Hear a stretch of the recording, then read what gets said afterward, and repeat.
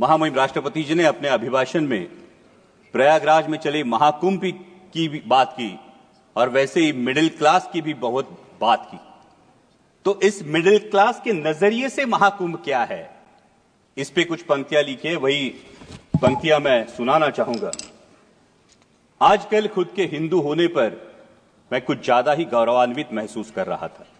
आजकल मेरे हिंदू होने पर मैं कुछ ज्यादा ही गौरवान्वित महसूस कर रहा था।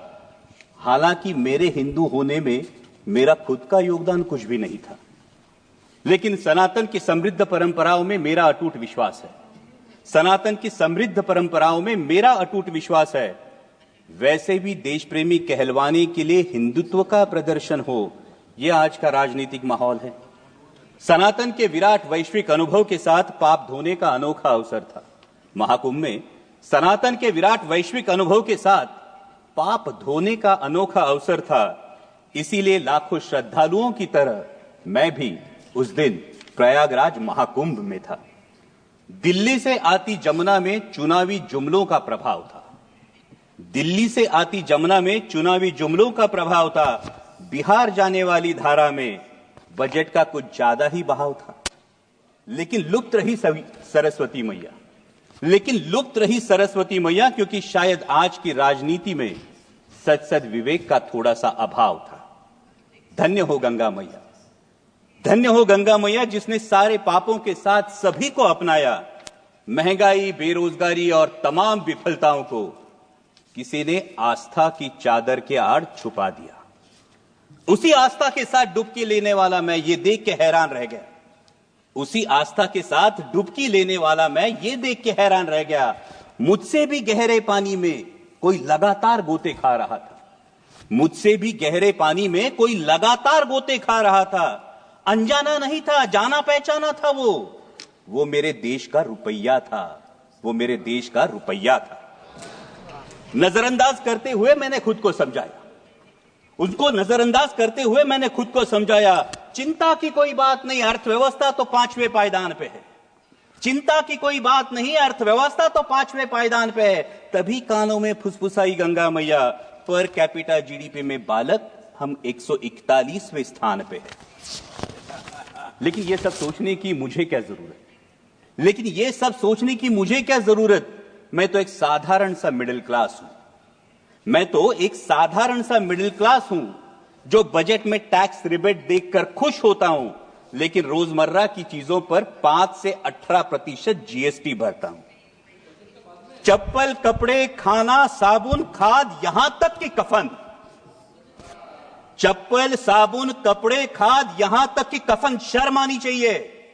यहां तक कि कफन, कोई भी चीज नहीं छूटी है। दर्द तो होता है लेकिन जख्म नहीं दिखता।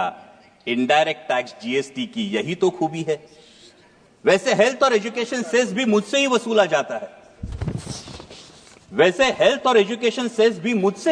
जाता है।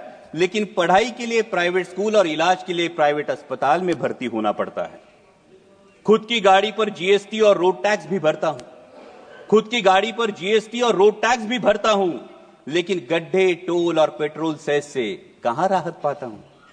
महंगाई तो बढ़ती है लगातार, तुलना में सैलरी नहीं बढ़ती। लेकिन कहां शिकायत कर पाता हूं। लोकल ट्रेनों में लटकता हूं, ट्रैफिक जाम में फंसता हूं। मानो प्रीमियम और ईएमआई चुकाने के लिए मैं जीता हूं। ईएमआई से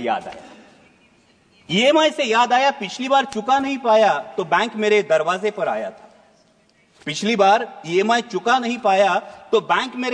पर आया था। उसी बैंक से करोड़ों की ऋण माफी लेने वाला पूंजीपति कुछ दिन पहले ही शाही स्नान कर चुका था। गुस्सा तो आता है, पर कर भी क्या सकता हूं। ज्यादा से ज्यादा ताव में सोशल मीडिया पर लिख देता हूं, क्योंकि मैं हूं ही कौन, मेरा वजूद क्या। मैं एक साधारण सा मिडिल क्लास हूं। लेकिन विचारों की श्रृंखला को तोड़ अगली डुबकी लेने ही वाला था। तभी कानों पर शोर आया, पुण्य की आस में आया हर कोई, जिंदगी की सांस के लिए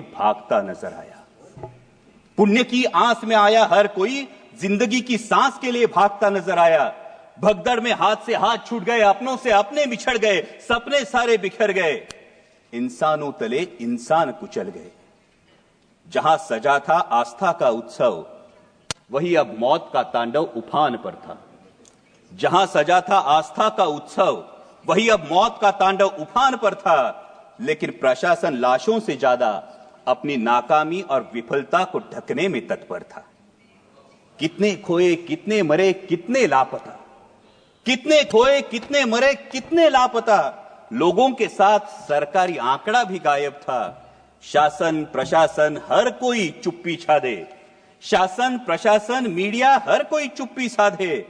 शायद किसी के लिए मानवता से ज्यादा इवेंट होना जरूरी था। ये इवेंट होना जरूरी था। मानो महाकुंभ की आस्था की आड़ में, मानो महाकुंभ में आस्था की आड़ में सत्ता की लालसा मचल रही थी।